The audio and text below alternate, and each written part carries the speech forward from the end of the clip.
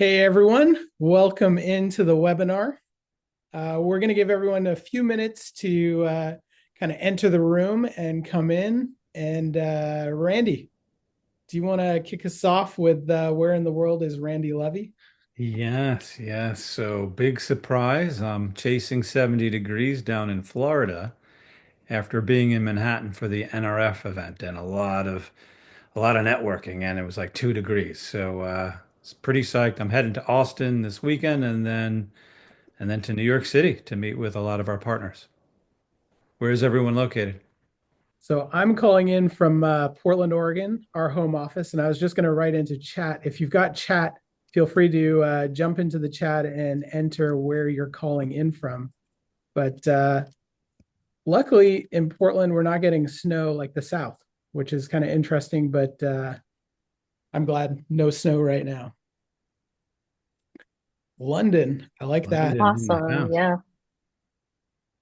Anybody else? Where are you calling in from? Shelby, Kansas City. Awesome. Love KC. I was there for a week during We my got road trip. Karen in Boston, got And San just to let everybody Francisco. know, we're giving everybody just a few minutes to kind of trickle in because Zoom's a little slow, but we'll get started shortly. If you are just jumping in, make sure to enter in chat where you're calling in from and lots of different places. Somebody else down Not in so sunny Miami. New John, New I'm York. York. def John, I'm definitely stealing the San Fiasco one-liner. Yeah, I like it. that's awesome. Good to Oh, we hear. got a Santa Ana. So glad to hear you're safe. Said windy Yeah, but no fire. I saw there's some new fires down there too. Yeah. I think we got a good crowd. Shall we go ahead and get started, Lynn? Yeah. Let's hit it. Let's dive in. All righty. So thanks everyone for joining Zambula today. We are super excited to have everyone here and seeing the turnout, especially for the new year. And as always with every webinar, housekeeping rules. If you want to interact with us, there's the Q&A and chat buttons below. If you have questions as Robert and Randy are going through the deck, please submit them through the Q&A button so we can keep track. We'll definitely have a Q&A portion at the end of today's talk. We'll also be providing a recording. If there's something you didn't catch, or if you have colleagues or peers who missed today, you'll for sure have a copy of this afterwards. And with that, we'll kick off some intro so you know who we are. So my name's Lynn. I'm Zambula's VP of Operations, and I'll be tracking your questions today and supporting the webinar. And I'll pass the baton to Randy. Thank you, Lynn. Hey, everyone. Randy here, 25-year email veteran. I've taken some sabbaticals, but 6 years with Zambula.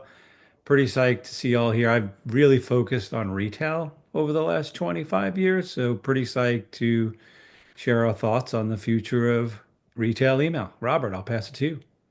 Thanks, Randy. Thanks, Lynn, for setting this up. And I'm excited to be on the call. I'm Robert, co-founder, CEO of Zambula, founded the company 12 years ago with my co-founder, Carl. And, you know, we've been through a few iterations and we're really excited to be focusing on retail and focusing on personalization and performance.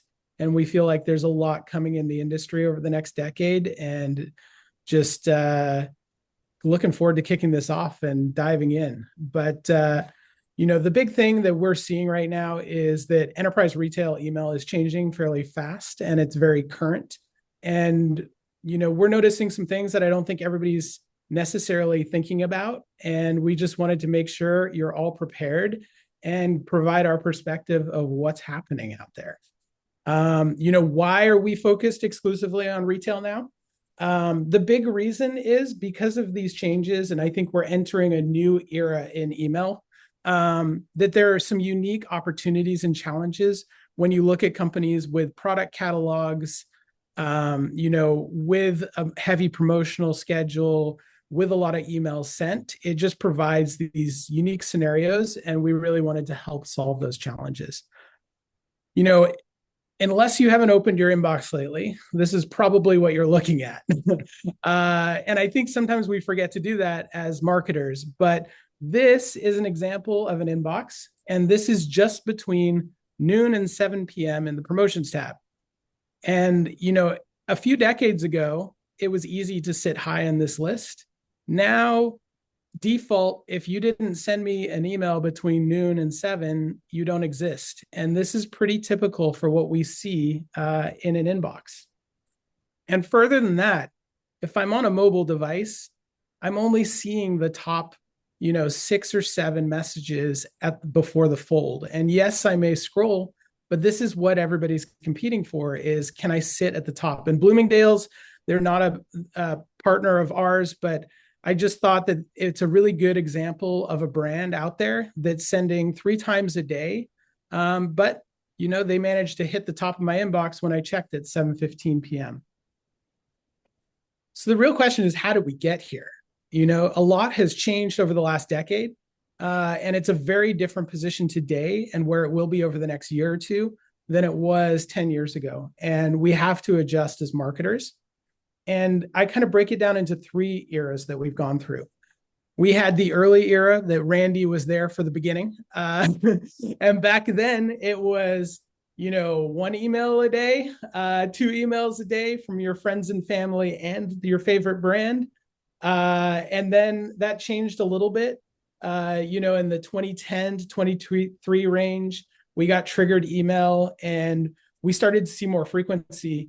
And we had kind of a major event in this window that we'll talk about and hit on later, but the frequency picked up a lot. Like we went from, maybe 1 or 2 emails from a brand a week to 3 to 7 emails a week, and started pushing even to multiple times a day. And I think as retailers, we kind of forget, like, the production of that additional sends really hit hard.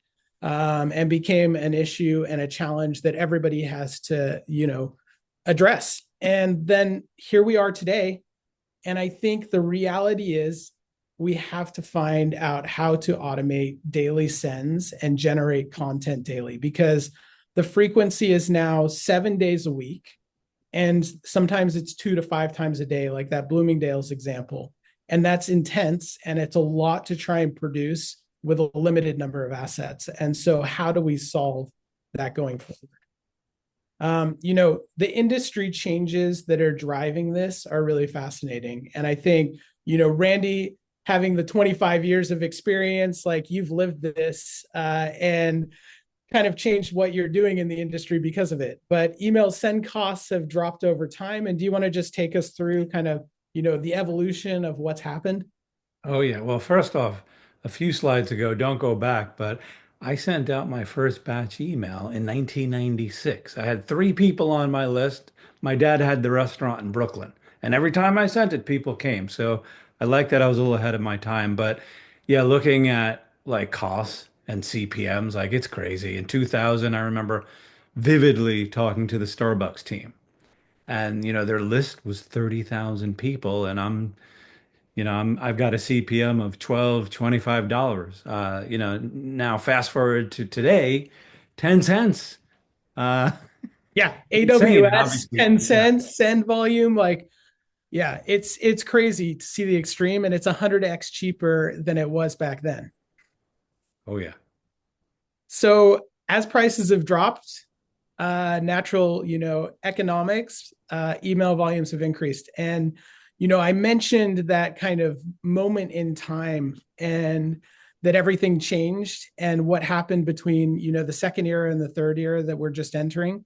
And it really was the promotions tab. And in 2013, Gmail added the promotions tab. And that was a response to consumers starting to receive more email, and Gmail starting to understand that people needed a variety of inboxes, not just one. So if you think about SMS, it's kind of in the beginning phase. We're like in the 2000 phase with SMS, where you have one inbox, and as a brand, we send an SMS message and we're kind of competing with their best friend. And the promotions tab really changed that. And the big change this last year was Yahoo and Apple have finally joined this party. And so that's what defines the new era in our mind, is the game has changed. And I know, Randy, like, you're still dealing with the beginners Yeah. Apple inbox. I'm Apple promotions impaired. I'm missing out so many emails. I don't think they have it figured out, or Again, I might be a panel of one, but it's not working for me yet. I think they're still working out some kinks with Apple and probably Yahoo. I'd be curious what other folks say towards the end when we do some Q&A about that.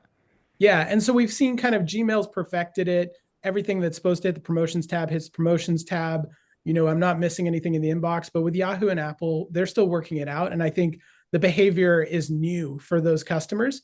And so, generally, I think we're going to see how people unsubscribe change. There's going to be lower unsubscribe rates for those using Yahoo and Apple because they're not going to be impacted in the same way. And I think that's going to only do one thing, which is increase send volumes for retailers. But as a consumer in this reality, with the promotions tab, you no longer have a cluttered primary inbox. If, Randy sends me an email, I'm going to get that email and I'm not going to have to dig through 30 promotions to find Randy's email. But it also means it kind of changes how a consumer thinks about their promotions tab. Now they don't need to be as conservative about what they sign up for. They're really just curating their own news feed that they can visit anytime they want with their favorite brands. And a great example of this is the growth in Klaviyo. And they're now, a $10 billion public company. They kind of grew on the back of D2C brands. And what we see is even these smaller brands are starting to realize, hey, we should be sending more because we want to be present in the inbox. And so the competition has heated up over the last couple of years. And we're really starting to see this mature. And the question is, how do we respond to it as marketers? And how do we prepare for the challenges ahead? From a retailer's perspective, it's like you have to send more frequently to maintain the visibility you had 2 years ago, 5 years ago, 10 years ago. That frequency has changed. And if you're not adjusting, you're becoming less visible by the day. Every email you send now has to include all relevant personalization, because this is another trend we saw that we didn't realize was helping us with our Smart Banner and Kicker. But if you're sending a triggered email, that triggered email is going into the promotions tab, and it's now one of 50 messages that day. And really, you need to make sure any message you send has all relevant personalization, because the consumer is going to open the one that's at the top of the inbox. So if you send out a 5 p.m. email and I'm looking at my inbox at 7, I'm going to open that top email instead of digging down that promotions tab to find the triggered email. So this email era is costing brands millions of dollars, and probably as a entire industry billions, if not a trillion, because it takes time to adjust, and it also takes time to figure out what the right moves are. And so if you are using an old strategy, coming back to our favorite email, and you basing it on a single inbox, you will have very low visibility. Randy, I know you had some kind of thoughts around your own experience with this. Oh, yeah. I mean, 20 something years ago, it was less is more. Just send more targeted emails. And that's still the case today. But look at your inbox right here. At this point, it's a branding play. 10 years ago, I was having heated battles with other email thought leaders, like, don't spam the masses. But listen, at the end of the day, it's a branding tool. You need to be sending more emails these days. Your stuff needs to be seen, and this is the best way to do it. And so back to our Bloomingdale's example at 3 cents a day, you got to ask yourself the question, is that overwhelming? And my argument would be not at all. They might be using some send time optimization actually to hit me at 7:03 p.m. And be at the top of my inbox, even though they're sending 3 times a day. And I think that's one kind of thing we noticed, that send time optimization itself has become more popular. And I think this is because of this volume increase, that if you had used send time optimization in 2000, it wouldn't have mattered because there wasn't much in the inbox. But even today, a brand like Bloomingdale's can benefit from send time optimization because there's so much email in the promotions tab that they can still benefit from that, identifying that perfect moment. And so I think the future and the reality is it's going to be a balance of send time optimization along with email frequency. And those are going to constantly change over the next few years. And it's going to be something that you have to stay on top of and test periodically. Try sending a little bit more frequently, try backing off, and see where the right mix is for your brand. So how do we adjust? There are some major adjustments. We've talked about a few of those, but the first one we want to hit on is just, how do you test? Like, I think we've gone through this phase of looking at clicks and open rates and one-day A/B tests and revenue per email send. But a lot of these stats, like revenue per email send, you can send less frequently and your revenue per send will go up just inherently. If you use send time optimization, you might capture some of that. But it's not a good stat to rely on as like fundamentally, am I doing better in my email program? Click rates, we're seeing a lot more bot clicks happen in emails. So that's kind of faded as a good proxy. With open rates, we're seeing proxy opens. So we don't know if they're opened or not anymore. That used to be an indicator of health of list, and now that's not really giving us any data. And then we see a lot of these one-day email tests where it's like, hey, I made this change, everybody. The world is a better place and we're going to produce 30% revenue lift, but it worked that one day and then it won't work for the next week or the next year. And it really doesn't show up on the top line. So in this current era, what we found is that the testing has to get really basic, and it has to be, what revenue impact did this change have over a 4-week period across those two audiences that you tested? One audience, 50% that saw whatever content, other 50% that didn't see that content over a 4-week period in your daily email is really the only way to know, like, am I affecting the top line? Did I produce more revenue overall for my business? Or did I not? And the truth really matters right now, because as we get more noise and more email, you need to know what's actually working. So step one, you've got to add triggered content to every email you send, whether you're doing this with us or not. Randy, do you want to kind of like talk about what we've seen? Yeah, I mean, a little history lesson. I think the trigger transactional email was created in like '04.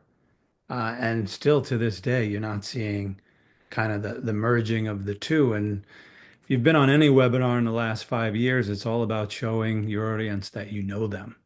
So what we're doing is we're baking in these triggers, these transactional messages with these smart banners at the top, and in some instances at the bottom, we call them kicker banners. And, it's always one-to-one, and it's changing at the moment of open. So if you do this, you're going to see some crazy mad lift in revenue, and that's what we're seeing with all of our retail clients. And we didn't really connect this at first to the send volume increases, but it's become apparent to us that that's really what's happened is, the increase in send volume means that triggers are still really effective content, but if they're not visible in every email, you're losing out, because instead of opening the triggered email, they're much more likely to just open any one of your emails now, and you better have this represented in there. We've also found the granularity of what that content is also impacts performance. So things like nuance, like price drops and putting reviews in and getting multiple versions of the product are all really critical to performance.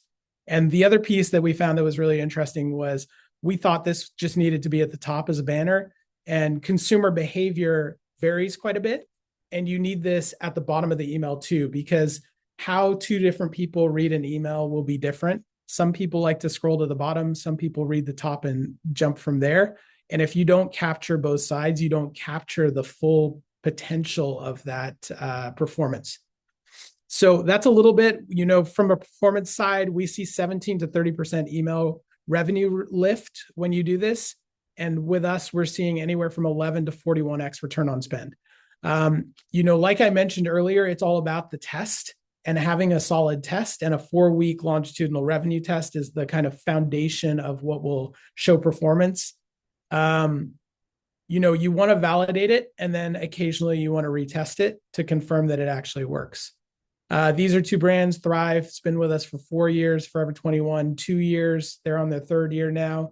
But these are big senders, and we're seeing consistent results. And everybody we sign up, we've got some new case studies, see these results. But attribution is something that we talk about a lot. We track it, but it's not a reliable source of is this working? It only shows you the relative performance. And a good example of this in email, if you're tracking attribution, is if you make your banner 10 pixels bigger, did it impact your revenue performance for your email program? Or did you just take more revenue from that email that day and it went towards that banner? And that's what we generally see, is that the bigger the banner, the more attribution it'll get, but it doesn't mean it's helping you. So making sure you understand how you test is critical. So the second part of this is once you've got personalization in the right place, the real problem is automating your daily email content. Because when you're producing 5 emails a day or 3 emails a day, every day of the week, every day of the year, that becomes a huge challenge. And production cost is the bottleneck that everybody is facing over the next decade. And those that solve it are going to succeed, and those that don't solve this are going to struggle, and it's going to cost a fortune to stay up with the production. What it needs a way to be automated.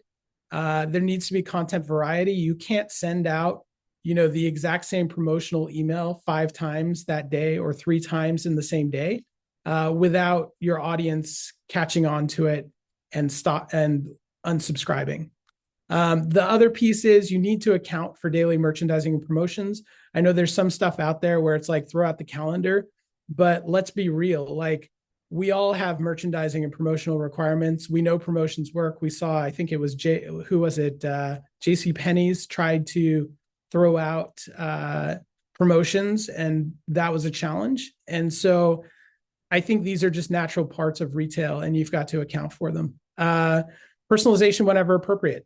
Like, you can do things like smart banners and kickers where you call out your abandoned cart items, and they can be counter to whatever the daily merchandising is, but you can only do that when you get specific signals. If you try to personalize for somebody and it's not relevant, you'll lose their interest and you'll actually lose performance of that content.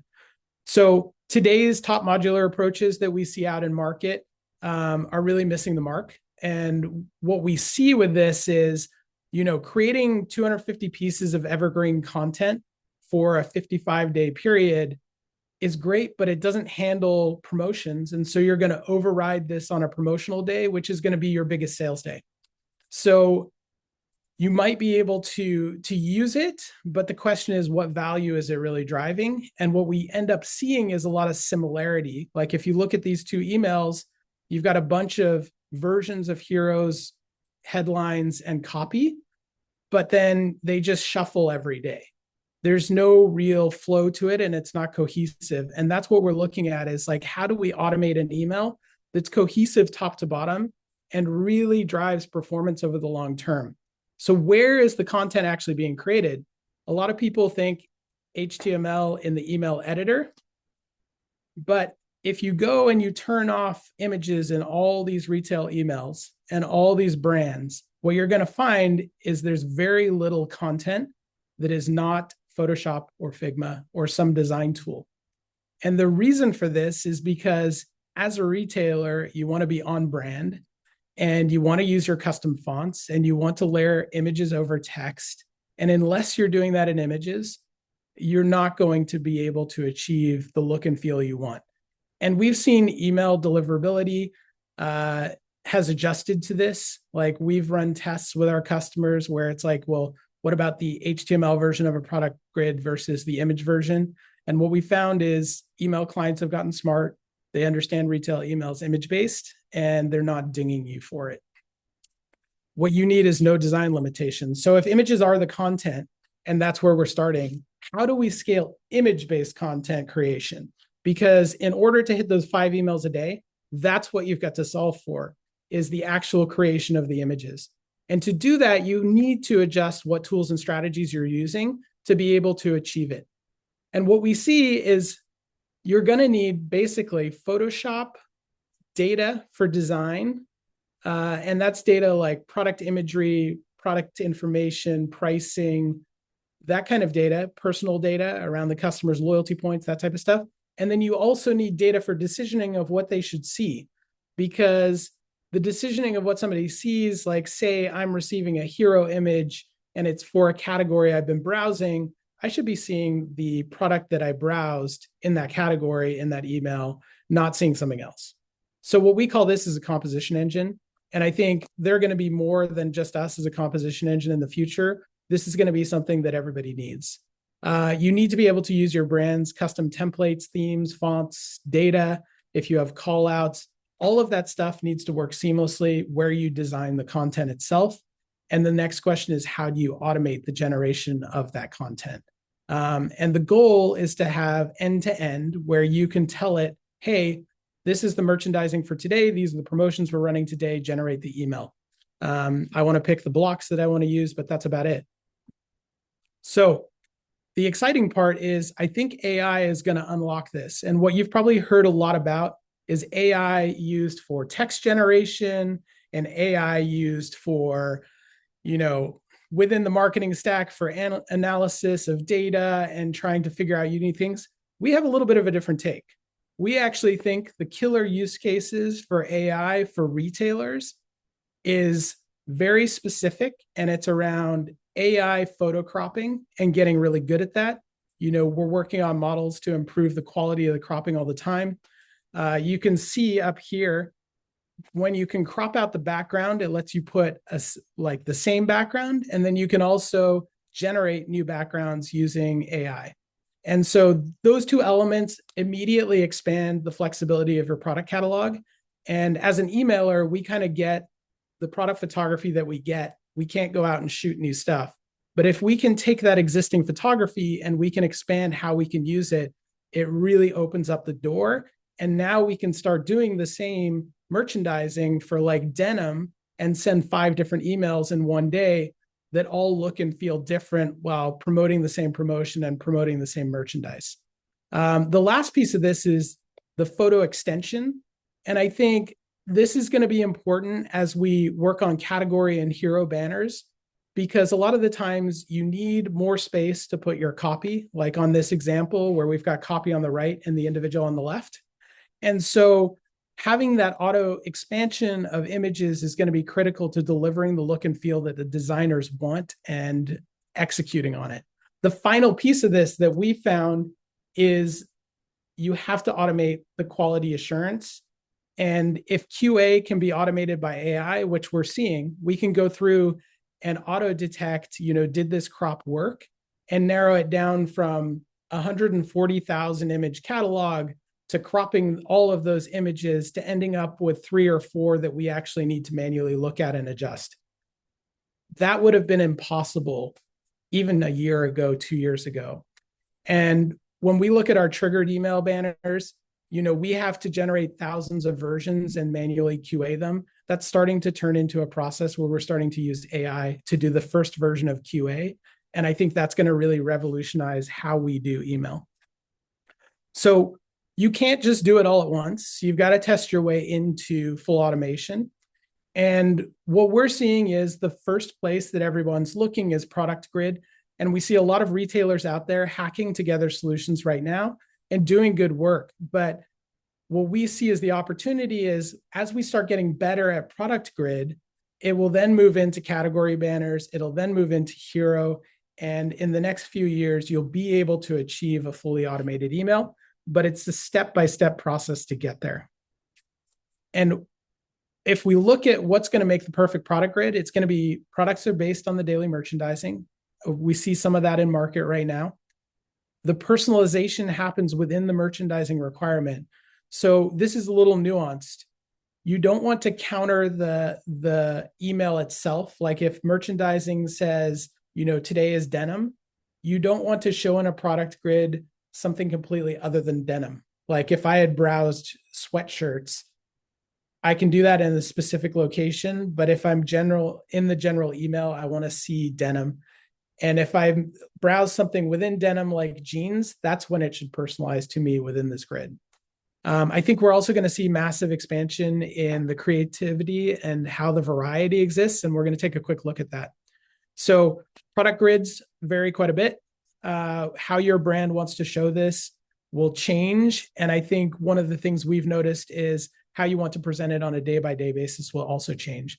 With AI being able to crop out the backgrounds And then with the composition and the image tool of being able to lay these out in different formats, that will give you the flexibility you need to hit a very accurate brand representation that your design team likes, and then let you use the whole product catalog against it. In the top right, you can also see things like animation are going to become automated and become part of what you display. And that also has to be in your creative tool, that you can't be manually creating these types of animations. They have to happen automatically. We're seeing a lot more crop, and I think this is because of AI, that people are cropping out the products and then using them against colored backgrounds or unifying them against the same background and starting to get more creative. We saw Stylytics do this manually. I think we're starting to see other brands start to do this with AI, and we think this is going to be very commonplace. How you display it, one of the restrictions we've seen in the previous generation of product grids was just the ability to put titles, put pricing, all of that stuff needs to be easy. Tags is something that we've really focused on, is when something's low in stock, on sale, you want to be able to display that, and you also want to be able to animate it to match your brand and make sure the attention's getting grabbed towards it. So the final version of this is just having creative ways to look at the product grid. I think, we see this in design where once you have access to the product catalog and the different photos and also AI to create different versions of images, you can start coming up with better ways to display merchandising on a daily basis and automate that process. So pulling a single product out and highlighting it, I think will change over time, and it'll change how many photos you'll have and how many different versions of those photos you can have to display the same product. And variety, when you're sending 3 to 5 emails a day, is going to become very critical. So that's product grid. Products are based on daily merchandising. Personalization happens with merchandising requirements, and then you're massively expanding the creativity. That's step one. Step two of this is really going after the category banners. I think this is going to be the biggest move that we've seen in our industry in quite a while, is once you can automate with AI, the cropping, the background changes, and the extension of the background, you can really get close to the full automation. And I think this is the designers move from designing every banner in production to designing approved templates and layouts, and then the product itself is layered in an automated fashion. If we look at heroes, I think this will be the same thing. How you display a promotion over the top of product imagery or a lifestyle photo will be specified. And you might have, hey, this should be X% of the message should be or X% of the hero image should be the individual, and then there should be X amount of space between the individual and the promotion. These will all be turned into business rules.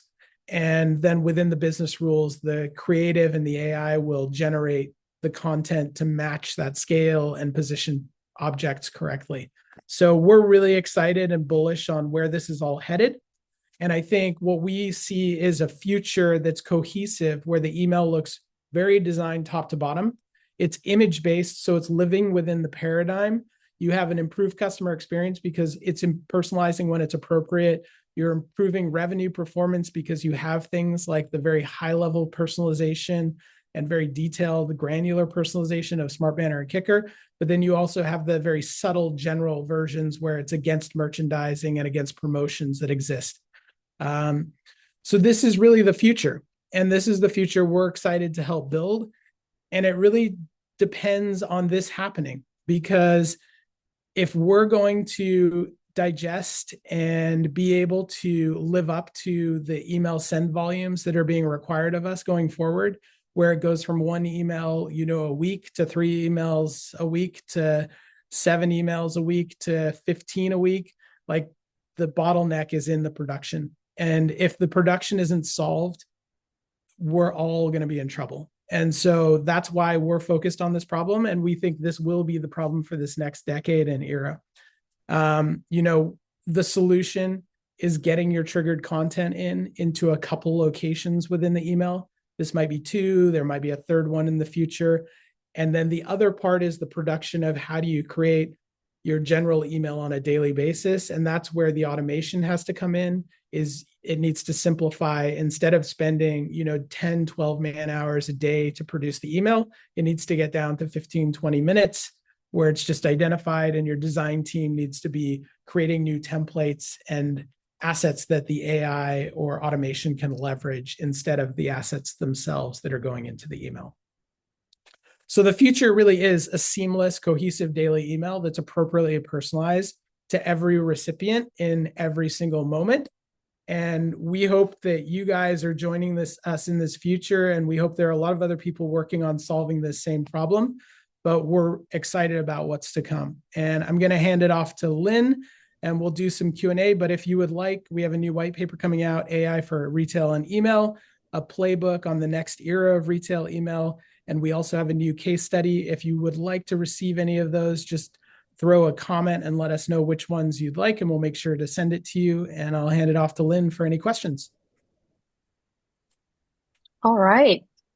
If anyone has any questions, please submit them. I don't see any submitted yet, but we're here for you. So please be sure to submit it in the Q&A button in the bottom of the Zoom box. If you go to the next slide, Robert, while people are thinking up questions and submitting them, we do have an upcoming webinar in April with one of our customers, Thrive Cosmetics. We'll be talking about how they're leveraging AI in the product grid with us right now. We're super excited to share stories around that and the successes we've seen in these early tests. So if you'd like to join, I'm going to submit a registration link in the Zoom chat. You'll also get the link in an email that we'll send to all attendees after the webinar as well. And Lynn, I just saw a question pop up actually about the use of AI to me. And so, yeah. Oh, okay. We are using AI currently, and we're going to talk about it in Thrive. So definitely. Other questions, Lynn? Yep. So first question I see from Art. Can you speak to CRM and product recommendation strategies folding into your content products? Yeah, what we see with recommendation engines is customers have a variety of ways. Sometimes they have their own internal recommendation engines that they want to leverage. Sometimes they have a partner that they're working with. And our view is we kind of live between all of those. We have our own version too. And I think it's really about the nuance of the right recommendations in the right scenario. So if you're putting it in recommendations in like a transactional email post-purchase, they can be based on the purchase. If you're putting them in, the daily email, I think they should be reflected against what's being merchandised. So if you're merchandising, denim and somebody's searching denim, then you can personalize to those items within it. But you have to be careful about how much of the email you want to convert into products relevant to the individual. Lynn, other questions? Awesome. Just a couple of comments from people eager to get the resources. So no worries, you'll be sure to get them after the webinar is over. Any other directed questions outside of the resources? Oh, Art's got one more. Lena, in the meantime, while Art is typing his question, Lena, do you have any suggestions on how to improve deliverability to Office 365 accounts? Yeah, I think this is the challenge, is deliverability is a moving target. This is where you have to really work closely with your ESP and on deliverability as these changes occur in the market. Because I think that also plays into the frequency capping. Like organically, each brand is going to have a different ability to send more or less email, and that's going to evolve over time. So I don't think there are any easy answers to that.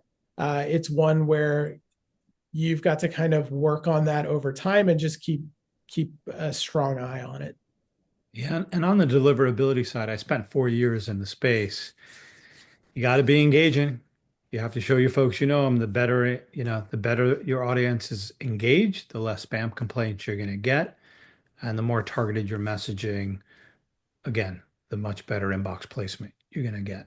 I see lots more questions. I love it.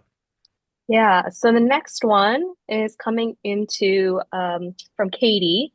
Do you see a risk of overtraining these models so the breadth of product slash categories they are generating narrows? Yeah, so I think this is a really interesting question. The way that we look at using AI models right now is training for specific things, more generalized and related to like how to crop an image or how to extend a background for retail products. So we're not ingesting so much around the customer data and looking to use customer data in the AI models that we have. We're looking to perfect how do you crop and rebackground, and then how do you do QA. And so we're finding it's a lot more granular about how to train the model and improve the model based on the feedback of the results we're seeing. So if we automate QA, are we seeing all the right versions back in 200,000 products? And are we limiting it down to what we actually need to fix manually versus not? So that's where we have a very different perspective with AI, where it's how do you solve the production problems and automation? And I think machine learning is what we see for product recommendations as being the most powerful. And that's not like requiring the same use of data in a generative model. It's more traditional multi-arm bandit with Thompson sampling that's going to be decisioning. Okay, I've got two questions. First one is from Taz, and then the next one is Rishi, and then Art just submitted one. So we have three questions. First one from Taz is, how are you not getting hit for sending all image emails? Have you tested this methodology? What about accessibility concerns? That is a great question. You know, with all images, what we've found is we've tested that multiple times with customers and looking for that specific issue. And the reality is that it's not impacting retailers as long as the quality of your content is there, and people are engaging and purchasing. We've one for one swapped, like, what if we do products in HTML? What if we do product images? What's the impact on deliverability over time? Because that was a major concern of ours, and it's something that we hear in the industry a lot. But when we actually put it to the test, we haven't seen a result. With the question around accessibility, you know, that was actually a really big concern of ours. I have a relative that has a sight problem, and one of the things we released was an auto script generated from the images so that none of the data within the images is hidden and can be make sure that it can be seen by an e-reader. And while we did that, we didn't see a lot of people adopt it. And then we're also looking at this window right now where you can select and copy text from images because of where AI has gotten. And I actually think in the next 4 or 5 years, it's going to be a solved problem where your like accessibility tools are going to read images, and that's not going to be an issue anymore because you can already use AI to create the description, and it can already pick out headlines and that type of stuff. So it's an interesting window where, yes, you do need to worry about it right now, and we have tools to generate the copy in text from the images. But I think in 5 years, that's going to be a non-issue because of where AI has gotten to. Any other questions, Lynn? Yes, we got two more. We got one from Rishi. Can you elaborate more on best practices for automating QA? This is a big pain point. Yeah, absolutely. So this was one we found when we did Smart Banner and Kicker, because we have 68 different use cases, and then we have sometimes 150 different unique images, and then we can end up with millions of versions based on the specific data. And that becomes untenable to do manual QA on every single version. And so we created some internal tooling to make testing easier and get better samples of like text runovers and things that we would commonly see. But what we're seeing with AI is we can put parameters around, look for these specific common QA issues. And the more of these that we write into the queries and put in the RAG for understanding, where the issues are in QA, the more it catches. And so what we're trying to do is always balance the automation of QA, but to always pop up the real problems for somebody to look at. And the more we do this, the better we can get these models at identifying it. And we can make sure that it's always on the side of showing us and making us correct it versus getting it wrong in the other way, where it's some issue that we would never see and we would just assume was fixed. So I think this is going to become a huge piece of, what makes a platform great and what makes a tool great is the automation of QA and how it bubbles up the stuff that you really need to manually look at versus handling all the common issues. And we've also found that we can recycle that, so we can have it find an issue and then correct the issue. Like if it's cropping, it can go back and try to crop it again and then QA it again, see if it cropped it better, and then go back and QA and crop it again. So there's some really exciting stuff that we can do with AI on the QA side. And it's just the first innings. I've got a second question from Art regarding the quote, new era. Are you seeing enterprise clients measuring the change? In other words, from total annual email revenue, we see X% in batch promo, aka old school emails, versus Y% in automation. Yeah, so we're on the very front edge of the automation piece. So we're doing that with the Smart Banner and Kicker. We're starting to look at that with the product grid. I think, we're always looking longitudinally. So whenever we look at a change we're making or something we're automating in the email program, we're doing it over 4 weeks, because what we found is to look at a test in a short period of time doesn't give you, is this fundamentally moving the needle? I also think that automation is unique in the sense that you want to drive improved performance in the program, but also the majority of your costs to send more email is in the production. And so if you can hit the variety of content, it may not even be about more revenue from that content. It may be high quality content that reduces your production cost is already a massive win. So I think, Art, it's just a balance of understanding what you're trying to achieve. And I think the biggest thing that we care about is we never want somebody to open an email and feel like, oh man, this looks the same as the last email I got, or like all their emails look the same every time I open them. I think variety really matters, and how we do that while staying on brand and staying consistent so it looks familiar is going to be the trick to more volume in the future. Any other questions? I don't see any in the open Q&A forum. We do have about 10 minutes left, so it's your chance to get any last questions in, either in chat or the open Q&A. And I also resent the registration link I can see that the AI topic, automation, is a hot one. I did resend the registration for our conversation with Thrive, if you want to see it in real time and what we're actually doing and testing with them. You're welcome, Art. Yeah. Good to see you, Art. Yep, great to see you. I think this is Yeah, a if y'all really exciting moment in time. Like, I think the next 4 or 5 years with how AI is getting used, how it may change our daily production, and just what we're seeing with the shift in email volumes. I think once you go past email, email's the best testing ground because of how much content needs to be created for it. This will move into other areas, like into the web, into mobile, into your SMS program, into push. So I think really solving it in email is the first place. Should we go ahead and call it in and wrap it up? We have 2 more. We have 2 more questions. We have 2 more just came in. Yeah. Got one from Caitlin.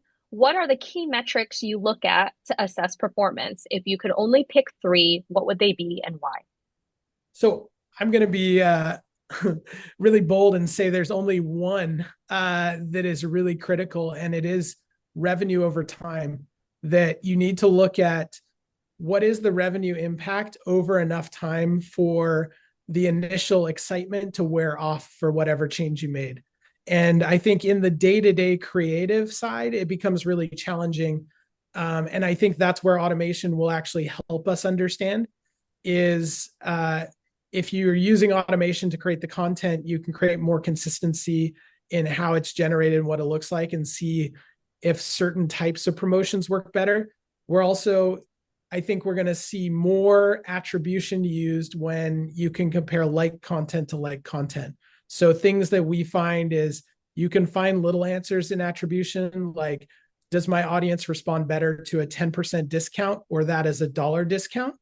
I can learn, am I better showing a written review or stars within the space given?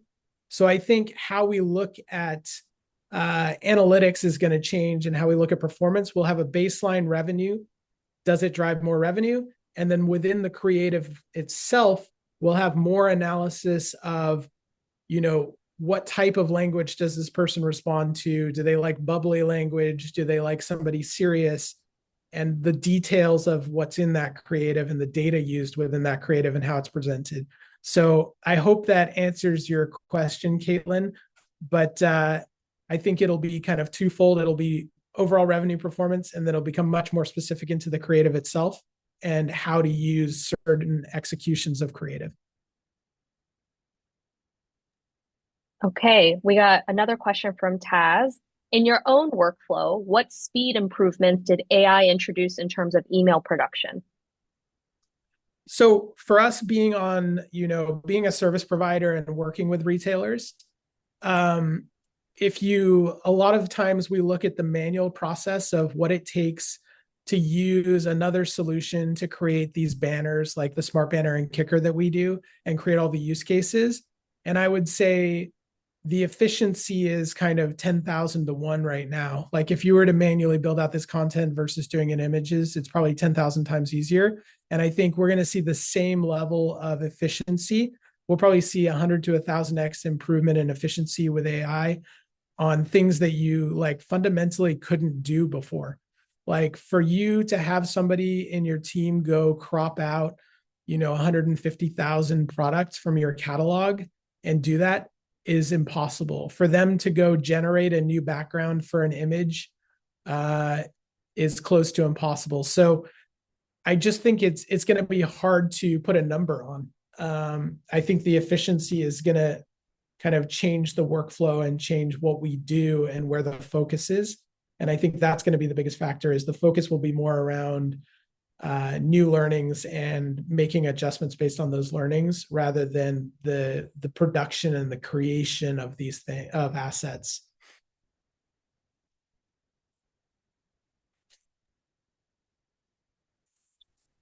Okay, any other questions? I'll give it just another minute or two in case people want to submit anything. I'm also going to upload our emails into the chat here. If you end up having questions after the webinar is over, please don't hesitate to reach out to us directly. We'd love to chat with you. I think we got them all in. Should we wrap it up? Okay. Yeah. Oh. Thanks everyone for joining us today. That was awesome. Yeah, thank you guys. Have a great day. Take care. Thanks, everyone. Bye.